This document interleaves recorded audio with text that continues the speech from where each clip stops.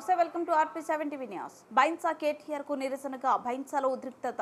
KTR road షోను అడ్డుకున్న హనుమాన్ దీక్ష స్వాములు. బైన్సా పట్టణంలో కేటీఆర్ రోడ్ షోను తాత్కాలికంగా నిలిపివేత. గతంలో రాముడిపై కేటీఆర్ చేసిన వ్యాఖ్యలపై నిరసన. పరిస్థితులు ఉద్రిక్తంగా మారిన భారీ మోహరించిన పోలీసులు కేటీఆర్ క్షమాపణ చెప్పాలి అని డిమాండ్ చేస్తారు. పోలీసుల జోక్యంతో విధంగా సాగిన రోడ్ షో కొనసాగింది.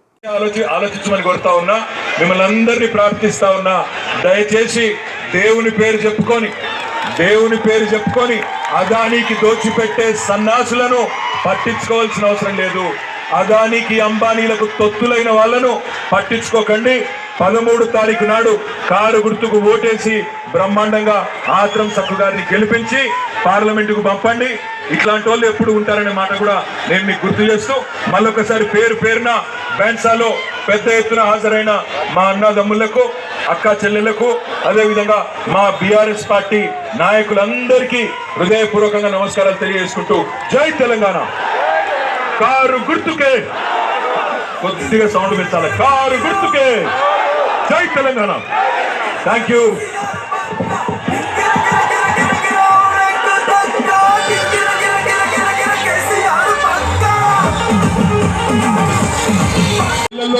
రకరకాల మోసాలు, రకరకాలుగా మరి ఇవాళ ఏమేం మాటలు చెప్పాలో చెప్పి ఇవాళ ఒక్క పని కూడా చేయకుండా ఇవాళ ఇష్ట రీతిన మోసం చేసే ప్రయత్నం చేస్తూ ఉంది. నేను ప్రార్థించేది ఒకటే, ఇవాళ మూడు పార్టీలు కొట్లాడుతున్నాయి ఆదిలాబాద్ పార్లమెంట్ లో. ఒకటి కాంగ్రెస్ ఇప్పటికే మీకు అర్థమైపోయింది. మరి పూర్తి స్థాయిలో కాంగ్రెస్ మీద వ్యతిరేకత అనేది ఈ 4.5 నెలల్లోనే ప్రజల్లో చాలు అయింది. ఇంకో పార్టీ మీకు తెలుసు, 10 ఏళ్ల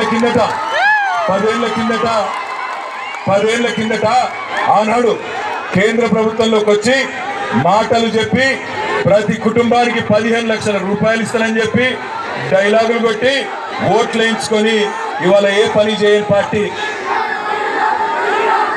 ఏ వాళ్ళు ఉడతారు, వదిలేంటాం.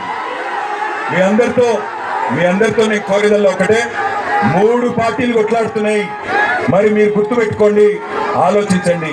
కేసీఆర్ గారు ఉన్నప్పుడు బాగుండే, కేసీఆర్ ఉన్నప్పుడే తెలంగాణ బాగుండే అని ఆలోచన ఉన్న వాళ్ళందరూ ఒక్కసారి చేయలేవటండి. పక్కానా? కేసీఆర్ ఉన్నప్పుడే బాగుండేనా? మరి మీ అందరికి నేను ఒకటే ఉపాయం చెప్తా. కేసీఆర్ ఉన్నప్పుడే బాగుండే అనుకుంటే మీరు చేయవలసిందల్లా ఒకటే, 13 తారీఖు నాడు పార్లమెంట్ కు నిలబెడతా అని చెప్పినట్టే ఇవాళ టికెట్ ఇచ్చి మీ దగ్గరికి పంపిండు. సక్కు గారు చదువుకున్న విద్యావంతుడు, ఒక టీచరు, అన్ని అవగాహన ఉన్న నాయకుడు.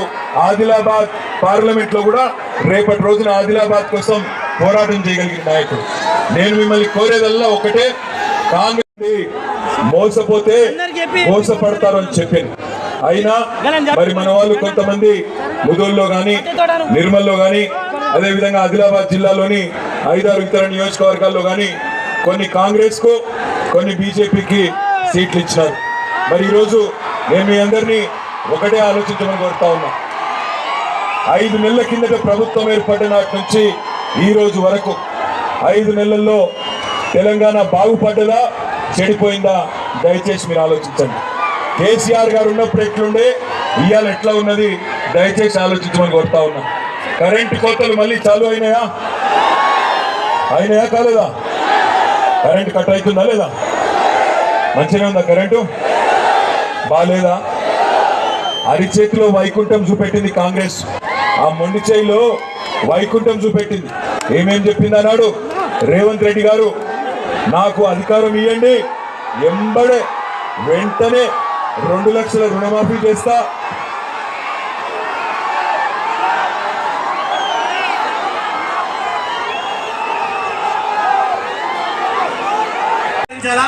అన్న నన్ను ఫోటోలు దిగతాను, నువ్వు దిగుతా.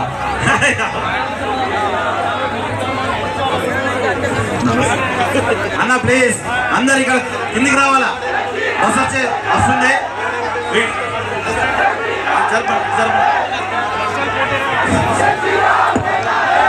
ప్లీజ్ ఇక్కడ రావాలా, బస్ ఇట్లా వస్తుంది. రండి, ఇటు జరగండి, బస్ వస్తుంది. జై తెలంగాణ.